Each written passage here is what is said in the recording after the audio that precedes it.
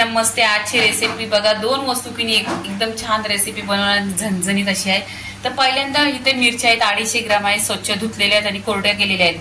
इथे 1 लिंबू आहे. इथे आहे ना 2 ग्लास पाणी ठेवलेले आहे बॉईल करायला. एक 10 मिनिटं आपण मिरच्या बॉईल करून घ्यायच्या. मिनिटं झालेली आहेत आणि छान अशा मिरच्या शिजलेल्या आहेत. आता इथं आपण आहे ना या मिरच्यांना काढून घ्यायच्या.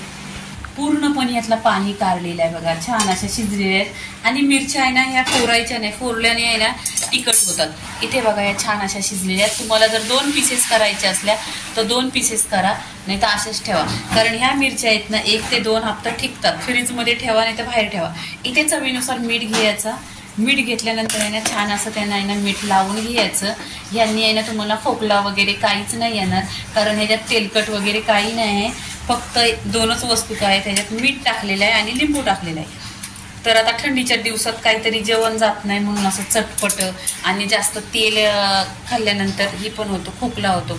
इथे बघा मी लिंबू घेतलेला आहे, अर्धा लिंबू पिळून घेतलेला आहे. लिंबाचं वरून पिळल्यानंतर आहे ना मीठ आणि लिंबू ह्याचा कॉम्बिनेशन छान होतो आणि टेस्टी पण आणि साईड डिश म्हणून.